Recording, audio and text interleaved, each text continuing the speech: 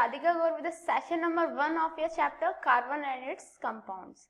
This is our chapter number 4 in which we are going to discuss about first session which is Introduction to Carbon and its allotropes. तो इस session में हम क्या discuss करने वाले हैं, carbon के बारे में पढ़ने वाले हैं और उसके एलोट्रोप्स के बारे में हम इस सेशन में डिस्कस करने वाले हैं. So let's start. So the first thing is that we need to understand what is carbon and क्यों कार्बन को यूनिक एलिमेंट कहते हैं, क्यों कार्बन की हम इतनी स्टडी करते हैं बाकी अदर एलिमेंट्स की नहीं करते. Actually carbon is a unique element. जो कार्बन है वो एक यूनिक एलिमेंट है. Although in abundance carbon ranks 12th among the elements in the earth crust. जो अबंडेंस के बेसिस पे कार्बन को 12th रैंक पे रखा गया है among the elements in the earth crust. Earth crust में जितने भी एलिमेंट्स प्रेजेंट हैं उनमें कार्बन को हमने कौन से प्लेस पे रखा है, दैट्स नंबर 12.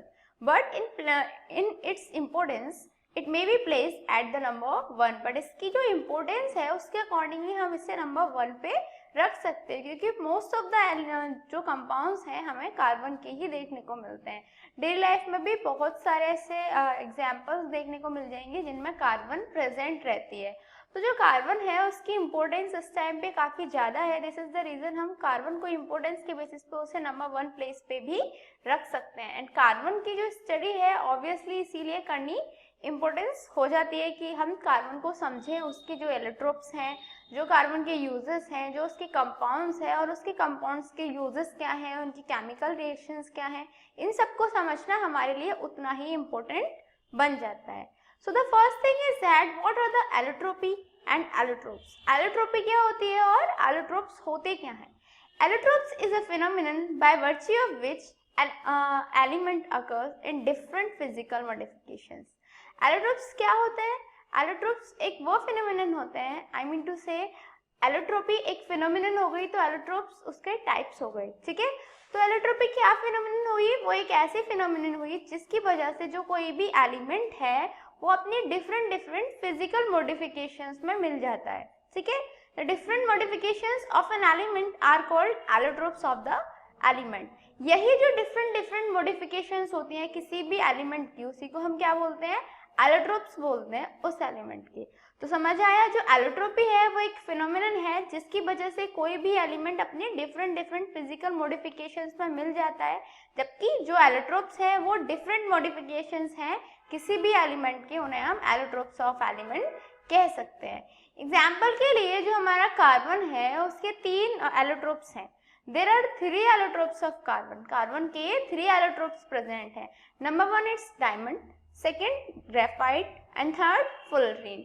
जो डायमंड है वो जो नॉर्मली हम अपनी ज्वेलरीज वगैरह में यूज़ करते हैं डायमंड. ग्रेफाइट को हम as a electric conductor use करते हैं और एक फुलरीन जो है वो एक मैन मेड एलोट्रोप है कार्बन का. तो ये क्या हो गए, कार्बन के 3 एलोट्रोप्स हो गए. दैट इज तीनों हैं तो कार्बन ही, कार्बन से ही मिलके बने होते हैं. बस डिफरेंस इतना होता है कि इसकी जो फिजिकल मॉडिफिकेशंस होती हैं वो अलग रहती हैं.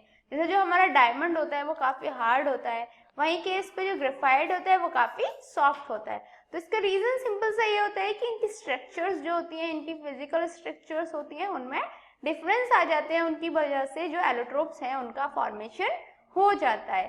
सो the first thing is that study of diamond.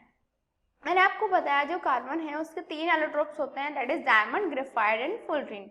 तो सबसे पहले हम डायमंड की स्टडी कर लेते हैं, देन हम ग्रेफाइट की स्टडी करेंगे, उसके बाद हम फुलरीन के बारे में डीप में पढ़ेंगे. सो the first thing is that it is a beautiful crystalline allotrope of carbon. Obviously ये एक ब्यूटीफुल क्रिस्टलाइन एलोट्रोप होता है कार्बन का क्योंकि इसी वजह से हम इसे ज्वेलरीज में भी यूज करते हैं. Its atomic symbol is C. As I told you कि जो एलोट्रोप्स होते हैं वो होते तो कार्बन ही है. दिस इज द रीजन उन्हें कार्बन की जो एटॉमिक सिंबल होता है उसी से हम उन्हें डोनेट भी करते हैं. तो एटॉमिक सिंबल क्या हो गया graphite, I mean to say diamond का, सी. ठीक है, diamond is taken from Greek words डाइफेंस. जो डायमंड है उसे हमने एक ग्रीक वर्ड से लिया जिसका मीनिंग था डाइफेंस, विच मीन्स ट्रांसपेरेंट, जिसका मीनिंग होता है ट्रांसपेरेंट. एंड एडामास, दूसरा वर्ड हमने एडामास यूज करा which means indomitable. That is indomitable, that is जो अपनी हार्डनेस रखता हो. जो इंडोमिटेबल है उसका रेफरेंस हमने लिया है उसकी एक्सट्रीम हार्डनेस से. तो क्लियर हुआ, जो हमने ग्रीक वर्ड्स थे दो, डाइफेंस एंड एडामेस, उससे डायमंड को एस्टैब्लिश किया। डाइफेंस का मीनिंग होता है ट्रांसपेरेंट और एडामास का मीनिंग क्या होता है, indomitable, that is it is related to its extreme hardness. तो इससे क्लियर हो जाता है कि जो डायमंड है वो ट्रांसपेरेंट होता है और उसकी जो हार्डनेस होती है वो काफी ज्यादा होती है। अब आती है जो डायमंड है उसकी प्रॉपर्टीज क्या है। फर्स्ट तो ये है, it is a transparent and colourless solid. ये एक ट्रांसपेरेंट है और कलरलेस सॉलिड होता है। Suitably cut and polish diamond sparkles brightly. यदि हमने किसी भी डायमंड को सुटेबली कट किया हुआ है और पॉलिश किया हुआ है तो वो स्पार्कल करता है brightly. This is the reason हम जो नॉर्मली डायमंड रिंग्स वगैरह होती हैं, आप देख सकते हो नॉर्मल स्टोन से ज्यादा जो डायमंड रिंग्स होती हैं वो स्पार्कल करती हैं, क्योंकि डायमंड की प्रॉपर्टी होती है स्पार्कल करने की। ठीक है, नेक्स्ट है, it is the hardest natural substance known. ये जितने भी हमारे पास नेचुरल सब्सटेंसेस हमें पता है उनमें एक हार्डेस्ट सब्सटेंस माना गया है। Only diamond can cut diamond. Diamond को हम किसी और चीज से नहीं काट सकते, सिर्फ एक डायमंड ही डायमंड को काट सकता है। It is a bad conductor of electricity but conducts heat. ये जो इलेक्ट्रिसिटी है उसका बैड कंडक्टर होता है, दैट इज ये इलेक्ट्रिसिटी कंडक्ट नहीं कर सकता बट ये हीट को कंडक्ट करता है। तो क्लियर होगी डायमंड की properties. Number 1, it is a transparent and colourless solid. Number 2, suitably cut and polish diamond sparkles brightly. Number 3, it is the hardest natural substance known. Number 4, only a diamond can cut a diamond. And number 5, it is a bad conductor of electricity but conducts heat. Clear है, क्योंकि जितने भी हमारे non metals होते हैं almost वो सब जो इलेक्ट्रिसिटी के बैड कंडक्टर्स होते हैं। बस ग्रेफाइट होता है जो एक एक्सेप्शन केस होता है, वो भी एक एलोट्रोप होता है कार्बन का। उसके स्ट्रक्चर में चेंजेस आने की वजह से जो ग्रेफाइट है वो इलेक्ट्रिसिटी कंडक्ट कर लेता है बट डायमंड इलेक्ट्रिसिटी को कंडक्ट नहीं कर पाता। ये बैड कंडक्टर ऑफ इलेक्ट्रिसिटी होता है। So the next thing is what are the uses of diamond. जो डायमंड है उसके बारे में हमने पढ़ लिया, डायमंड होता क्या है, उसकी प्रॉपर्टीज भी हमने देख ली। बट बात आती है अब जो डायमंड है उसके यूजेस क्या होंगे। The ability of diamond reflect light makes it useful as gem in jewellery. क्योंकि जो डायमंड है वो लाइट को रिफ्लेक्ट कर देता है, लाइट को रिफ्लेक्ट करने की वजह से वो शाइनिंग नजर आता है, स्पार्कल करता है। दिस इज द रीजन हम उसे ज्वेलरीज में एज अ जेम यूज करते हैं। Also sharp edge diamond is use for sawing marbles. जो मार्बल्स होती हैं उनकी सोइंग करने के लिए शार्प एज डायमंड का यूज करते हैं, क्योंकि as I told you diamond can cut a diamond. जब डायमंड डायमंड को कट कर सकता है तो जो मार्बल्स की सोइंग है वो भी इजीली उससे हो सकती है। A chipped diamond is used for glass cuttings. एक चिप डायमंड जो होता है दैट इज हम डायमंड को यदि चिप की शेप में एक शार्प एज दे दें उसे तो वो जो ग्लासेस होते हैं उनकी कटिंग्स के लिए भी यूज होता है। Black diamonds are useful in making drills. और जो ब्लैक डायमंड्स होते हैं वो किस लिए यूज होते हैं, ड्रिल्स बनाने के। तो क्या हुए यूजेस डायमंड के। First, it is use as a gem in jewellery. Also sharp edge diamond is use for swing marbles. Also, a chipped diamond is used for glass cutting and black diamonds are used in making drills. तो obviously जो diamond है उसका जो use है काफी ज्यादा है हमारे अराउंड, और ऑल्सो ये इसका जो प्राइस है वो भी काफी हाई रहता है। So the next thing is study of graphite. अभी हमने डायमंड के बारे में डिस्कस कर लिया, डायमंड क्या होता है, उसकी प्रॉपर्टीज क्या होती हैं, उसके यूजेस क्या आते हैं। बट अब आती है जो हमारा सेकेंड एलोट्रोप है कार्बन का, that is graphite. Graphite is an allotrope of carbon. Obviously जो ग्रेफाइट है वो क्या है, एलोट्रोप का second, I mean to say carbon का सेकंड एलोट्रोप है। Its atomic symbol is C. इसका एटॉमिक सिंबल भी क्या होगा, सी होगा। क्यों, क्योंकि ये कार्बन का ही एलोट्रोप है, तो जो कार्बन का एटॉमिक सिंबल होगा वही ग्रेफाइट का भी एटॉमिक सिंबल होगा। The name graphite has been taken from Greek word graphene which means right in reference to its use as lead in lead pencils. जो ग्रेफाइट है वो नेम भी हमने किससे लिया, ग्रीक वर्ड से लिया। जो वर्ड था वर्ड क्या था, ग्राफीन, जिसका मीनिंग होता है राइट। अब ये राइट और ग्राफीन में क्या रेफरेंस है, राइट और ग्राफीन से हमने कनेक्शन ऐसे निकाला दैट राइट जो है ग्राफीन का मीनिंग होता है, और जो ग्रेफाइट है वो लीड की तरह यूज होता है लीड पेंसिल्स में, जिससे हम नॉर्मली लिखते हैं, हम राइटिंग करते हैं लीड पेंसिल से।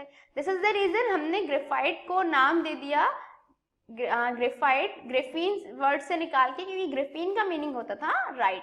तो क्लियर हुआ ग्रेफाइट क्या होता है। ग्रेफाइट एलोट्रोप होता है कार्बन का जिसका सिंबल सी होता है। जिसको हमने ग्रिफिन ग्रीक के वर्ड से लिया है, जिसका मीनिंग होता है राइट। अब आते हैं जो ग्रेफाइट है उसकी प्रॉपर्टीज क्या क्या है। फर्स्ट तो ये हो गई, it is an opaque and dark grey solid. ये एक ओपेक होता है और डार्क ग्रे कलर का सॉलिड होता है। It is soft and has a soapy touch. As I told you, diamond जितना हार्ड होता है ग्रेफाइट हार्ड नहीं होता, वो सॉफ्ट होता है और उसका जो टच होता है वो सोपी टच होता है। It leaves marks on the paper. जब भी हम उससे लिखने की कोशिश करते हैं, आप पेपर पे उससे चला के देखते हैं तो वो पेपर पे मार्क्स छोड़ जाता है। दिस इज द रीजन हम उन्हें पेंसिल्स में यूज करते हैं। It shines like a metal. ये मेटल की तरह शाइन करता है। It is a good conductor of electricity. ये इलेक्ट्रिसिटी का भी गुड कंडक्टर होता है। दिस इज द रीजन ज्यादातर जो इलेक्ट्रोड्स वगैरह होते हैं हमारे एनोड कैथोड जो बैटरीज में हम यूज करते हैं, वो हम किसके बनाते हैं, ग्रेफाइट के। तो क्या क्या प्रॉपर्टीज हुई ग्रेफाइट की। First, it is N opaque and dark gray solid. It is soft and has a soapy touch. It leaves marks on the paper. It shines like a metal. It is a good conductor of electricity. So the next thing is that what are the uses of graphite? जो graphite है उसके uses क्या होंगे? It is used as electrode. As I told you कि जो graphite है वो anode cathode जो होती हैं, इलेक्ट्रोड्स जो होती हैं हमारी बैटरीज में, हम उन्हें बनाने के लिए ग्रेफाइट का यूज करते हैं। क्यों? क्योंकि वो अच्छा कंडक्टर होता है इलेक्ट्रिसिटी का। Also soft and slippery character of it makes is good lubricant. क्योंकि ये सॉफ्ट होता है और इसका जो स्लिपरी कैरेक्टर होने की वजह से इसे हम लुब्रिकेंट की तरह भी यूज करते हैं। For those parts of machine where grease and oil can not be use. उन पार्ट्स के लिए, मशीन के उन पार्ट्स के लिए जहाँ पे हम ग्रीस या ऑयल को यूज नहीं कर सकते। ऑब्वियसली ग्रीस और ऑयल का यूज हम कहाँ पे करते हैं, लुब्रिकेंट की तरह करते हैं। बट यदि मशीन के किसी पार्ट में हम ग्रीस या ऑयल का यूज नहीं कर पा रहे तो हम वहाँ पे ग्रेफाइट का यूज कर लेते हैं, क्योंकि वो सॉफ्ट और स्लिपरी दोनों ही कैरेक्टर उसमें अवेलेबल होते हैं। Also it is used as a lead in lead pencils. As I told you कि जब हम उसको पेपर पे मार्क करते हैं तो वो पेपर पे मार्क्स छोड़ जाता है। दिस इज द रीजन हम एज अ लीड उसको लीड पेंसिल्स में यूज करते हैं। तो क्या क्या प्रॉपर्टीज हो गई, क्या क्या यूजेस हो गए। It is use as electrodes की तरह यूज होता है। Its character is soft and slippery, that's why they can be used as a good lubricant. Also it is used as lead in lead pencils.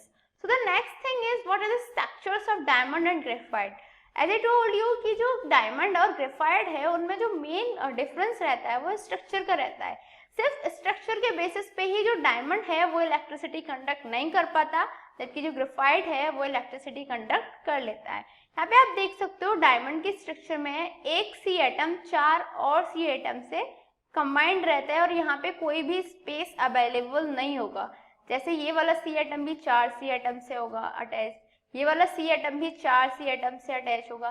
That is यहाँ पे कोई भी space available नहीं होगा। बट वहीं पे आप देख सकते हो ग्रेफाइट की स्ट्रक्चर में यहाँ पे हेक्सागोनल शेप में जो कार्बन एटम है वो अटैच हैं एक दूसरे से, और यहाँ पे ये जो आप लाइनिंग देख सकते हो लाइट ब्लू लाइनिंग्स, ये इन्हें कंबाइन करके रखती है। दैट इज यहाँ पे स्पेस थोड़ा अवेलेबल हो जाता है। जो ये स्पेस अवेलेबल हो जाता है इलेक्ट्रॉन्स को फ्लो करने के लिए, दिस इज द रीजन जो ग्रेफाइट है वो इलेक्ट्रिसिटी कंडक्ट कर पाता है, क्योंकि जहाँ पे इलेक्ट्रॉन्स फ्लो हो पा रहे हैं वहाँ पे इलेक्ट्रिसिटी इजीली कंडक्ट हो जाएगी। सो the next thing is study of fullerene. अभी हमने ग्रेफाइट के बारे में पढ़ लिया, डायमंड के बारे में पढ़ लिया, अभी बात आती है फुलरीन क्या होता है। It is newly discovered allotrope of carbon. ये कार्बन का एक न्यूली डिस्कवर्ड एलोट्रोप है। Fullerene has a named after the American architect and engineer R. Buckminster Fuller. ये जो फुलरीन है इसका नेम हमने किसके ऊपर डाला है, एक अमेरिकन आर्किटेक्ट थे और इंजीनियर भी थे वो, जिनका नाम था R Buckminster Fuller, whose geodesic domes follow similar building principle। जिनके जो जियोडेसिक डोम्स थे उनमें भी सिमिलर बिल्डिंग प्रिंसिपल्स होते थे जैसे हमने फुलरीन में पाए। So the thing is what how can we prepare fullerene? जो fullerene है उसको हम prepare कैसे कर सकते हैं? It is prepared by heating graphite using high energy lasers। हम इसे कैसे prepare करते हैं? जो हमारा graphite है उसको हीट करा और हीट उसको कैसे किया, हाई एनर्जी लेजर्स का यूज करके हमने ग्रेफाइट को हीट करा। High energy lasers help in vaporizing graphite. जो हाई एनर्जी लेजर्स है उनकी वजह से क्या होगा, जो ग्रेफाइट है वो वेपोराइज करना स्टार्ट हो जाएगा and the atoms of carbon were formed. और क्या होगा, कार्बन के एटम्स फॉर्म हो जाएंगे। Under the influence of high energy, a large number of C atoms clustered together. क्या होगा, हाई एनर्जी के इन्फ्लुएंस में आके काफी ज्यादा नंबर होंगे सी एटम के जो एक दूसरे के साथ क्लस्टर्ड हो जाएंगे and bigger particles of fullerene were produce. और क्या होगा कि जो फुलरीन है उसके बिगर पार्टिकल्स का फॉर्मेशन हो जाएगा. Clear. So properties and structures क्या होते हैं इसकी. It is a spherical molecule like a case in which C atoms are arranged in mixed hexagon and pentagons. यहाँ पे आप देख सकते हो स्ट्रक्चर में कि क्या है, ये केस लाइक स्ट्रक्चर होती है कार्बन एटम्स की, जहाँ पे हेक्सागन एंड पेंटागन, ये पेंटागन हो गया, ये हेक्सागन हो गया. हेक्सागन और पेंटागन की शेप्स में C एटम्स अरेंज रहते हैं. Crystalline fullerene has semiconductor properties. जो हमारा क्रिस्टलाइन फुलरीन होता है उसमें सेमीकंडक्टर प्रॉपर्टीज होती है, दैट इज वो कभी कभी इलेक्ट्रिसिटी को कंडक्ट कर सकता है. Compounds of fullerene with alkali metals are called fullerenes. जो fullerene है उसके alkali metals के साथ जो compounds का formation होता है उन्हें हम fullerenes बोलते हैं and they are called superconductors. और उन्हें हम superconductors बोलते हैं क्योंकि वो इलेक्ट्रिसिटी को आराम से easily conduct कर लेते हैं. So the next thing is it's a time for challenging question mark and today's question is explain the conversion of graphite into diamond. Graphite को हम डायमंड में कैसे कन्वर्ट कर सकते हैं. Obviously it's a shocking question that graphite can be converted into diamond, but how? You have to answer this and your time to start now. 1 2 3 4 5 times up. So have you answered this in your mind? Let's check out. In this process, carbonous matter is heated for 16 to 20 hours in an electrical furnace mentioned above 2000 degrees Celsius temperature and 70,000 atm pressure. क्या होता है, एक कार्बोनस matter होता है, उसे हम heat करते हैं 16 to 20 आवर्स के लिए.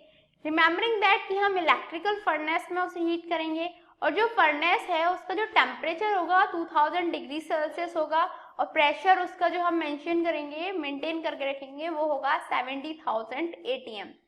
जब ऐसा होगा द लार्जेस्ट डायमंड, जब ऐसा होगा आई मीन टू से जब हम कार्बोनस मैटर को हीट करेंगे इतना 16-20 आवर्स के लिए इलेक्ट्रिक फर्नेस में टेम्परेचर और प्रेशर को मेंटेन करके, तो हमारा जो ग्रेफाइट है वो डायमंड में कन्वर्ट हो जाएगा. The largest diamond prepare is about 1 carat. But जो लार्जेस्ट डायमंड हमने इससे प्रिपेयर किया वो अबाउट 1 कैरेट का था. दैट इज जो हम आर्टिफिशियली डायमंड का प्रोडक्शन करते हैं वो डायमंड्स हम नॉर्मली ज्वेलरीज वगैरह में यूज नहीं कर पाएंगे. क्यों? क्योंकि उसमें वो सारी प्रॉपर्टीज डायमंड की अवेलेबल नहीं होती. नॉर्मली हम ये जो आर्टिफिशियल डायमंड जो हमने ग्रेफाइट को कन्वर्ट करके बनाया है उसका हेल्प, हम उसकी जो यूजेस हैं हम नॉर्मली किसी ग्लास वगैरह की कटिंग के लिए ड्रिल्स वगैरह में हम यूज करते हैं. Clear? So diamond can be converted into, graphite can be converted into diamond, but this cannot be so usable as a natural diamond. So what did we learn today? आज हमने carbon के बारे में study किया, carbon के allotropes के बारे में स्टडी करा, हमने डायमंड, ग्रेफाइट एंड फुलरीन की स्टडी करी with their properties, uses. In next sessions we are gonna talk about much more about this chapter. Till then, good luck.